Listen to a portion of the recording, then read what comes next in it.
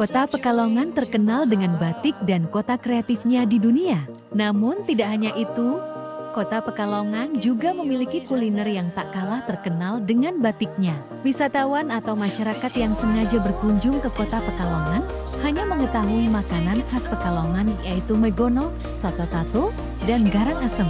Tapi ternyata bukan hanya itu kuliner tradisional yang masih eksis di Kota Pekalongan. Kota Pekalongan memiliki banyak kuliner tradisional seperti pindang ketal, luban bohlak, lontong lemprak, sate ayam muruk, jemblang, dan kopi tahlil. Di sini saya akan sedikit mengulas mengenai 1. Nasi megono, 2. Soto tauco, 3. Garang asem, dan 4. Sapitan. 1. Megono. Megono merupakan makanan yang berisi nangka muda dan kelapa muda. Megono merupakan makanan khas dari Pekalongan yang memiliki nilai gizi yang baik dan memiliki potensi ekonomis yang tinggi. Akan tetapi, megono masa kadaluarsanya tidak lebih dari 6 jam. 2. Soto tauco. Soto tauco merupakan makanan yang berisi daging sapi dan tauco. 3. Garang asem. Garang asem Pekalongan adalah sajian makanan berwujud sup dengan bumbu rempah dan menggunakan daging sapi sebagai bahan utamanya. Bahan dan cara pengolahan. 1. Garang asem. Bahan-bahan untuk membuat garang asem diantaranya 500 gram ayam kampung pejantan, 250 ml santan, 8 buah cabai rawit hijau, 5 siung bawang merah, 2 siung bawang putih, 2 lembar daun salam, 1 batang serai, 1 ruas jahe, 5 buah belimbing wuluh, 1 buah tomat merah, garam, lada. Cara pengolahan garang asem adalah sebagai berikut. Pertama, cuci dan potong-potong ayam, marinasi ayam dengan garam dan lada. Kedua, iris bawang merah, bawang putih, cabai merah, cabai hijau, jahe, lengkuas, cabai rawit, dan tomat. Geprek serai. Ketiga, kukus ayam dengan daun pisang bersama dengan irisan bawang merah, bawang putih, cabai, salam, cabai rawit, jahe, lengkuas, serai, tomat dan santan selama 1-1,5 jam. Keempat, buka kukusan. Lalu sajikan garang asam ayam dengan nasi panas. 2. Megono. Bahan-bahan untuk membuat megono antara lain: 1 ruas serai, 1 kilogram nangka muda yang dicacah kasar, 1 butir kelapa agak muda parut, 1 ruas lengkuas, 2 lembar daun salam, 2 lembar daun jeruk, 3 buah cabai merah besar iris. Bahan bumbu: 8 butir bawang merah, 5 butir bawang putih, 8 buah cabai rawit, 1 ruas kencur, 2 sedir merica, 1 sendok teh ketumbar, 1 sendok teh terasi matang, 5 butir kemiri.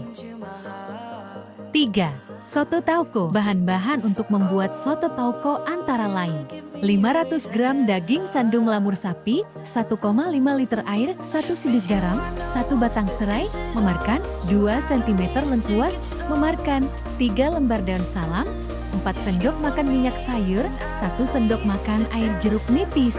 Bumbu halus: 8 butir bawang merah, 4 siung bawang putih, 3 buah cabai merah, 4 sendok makan tauco manis, 1/2 sendok teh merica butiran, 1/4 butir biji pala, 1 sendok teh gula pasir, 1 sendok teh garam. Pelengkap: 50 gram suun kering, seduh hingga lunak, tiriskan 2 batang daun bawang, iris halus, 2 batang kucai, iris kasar, 100 gram talge, seduh air panas, tiriskan toge, 4 sendok makan bawang merah goreng, telur rebus, perkedel kentang.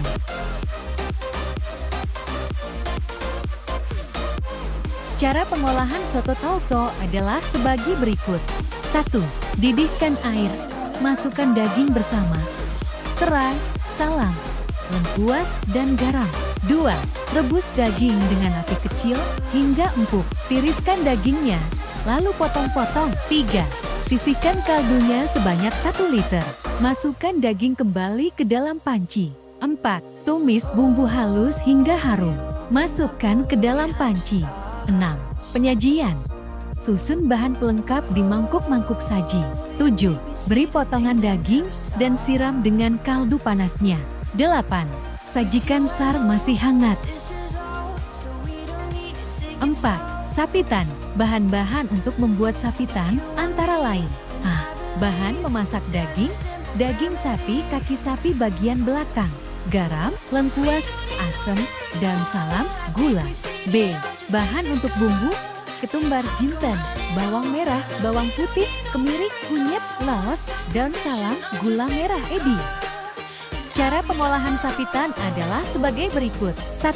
Merebus daging kaki sapi bagian belakang dengan menggunakan garam, lengkuas, asam, daun salam, dan gula sampai empuk. Tunggu daging sampai dingin. 2. Gunakan blender untuk bumbu: ketumbar, jinten, bawang merah, bawang putih, kemiri, kunyit, laos, daun salam, gula merah, dan edi. Kemudian ditumis sampai harum. 3.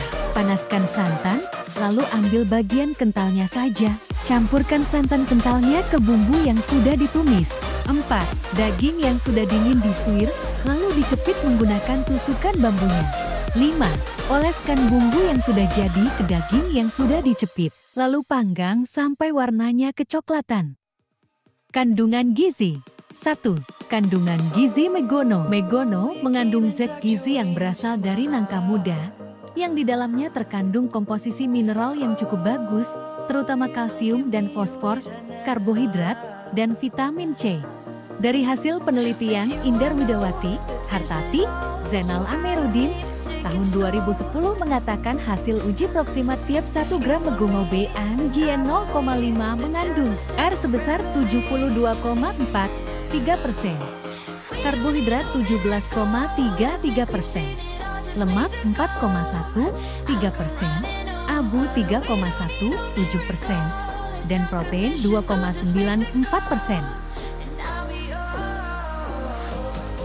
2. Kandungan gizi soto tauco. Dilansir dari situs Panganku, ORG, nilai gizi satu porsi soto Pekalongan adalah sebagai berikut. Oil 83,8 gram, energi 94 kal, protein 3,0 gram, lemak 6,8 gram, karbohidrat 5,1 gram, serat 0,3 gram, abu 1,3 gram, kalsium 322 mg, fosfor 79 mg, besi 2,0 mg, retinol vitamina 14 mcg, karoten total 119 mcg, vitamin B1 mg. 3. Kandungan gizi garang asam.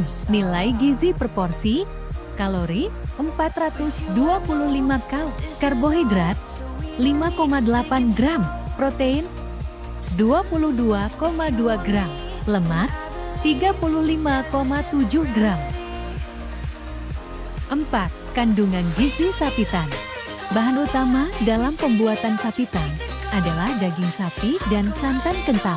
Dalam 100 gram daging sapi mengandung R 66,0 gram, protein 18,8 gram, energi 207,0 kal, lemak 14,0 gram, kalsium 11,0 mg, besi 2,8 mg, vitamina 30,0 si khas gula 205.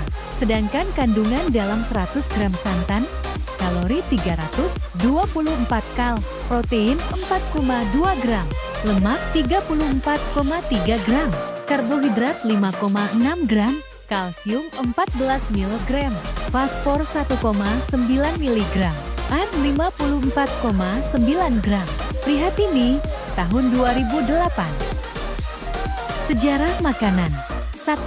Sejarah megono. Nasi megono atau disebut juga dengan sigo megono adalah makanan khas Pekalongan dan menjadi bagian dari Keraton Yogyakarta.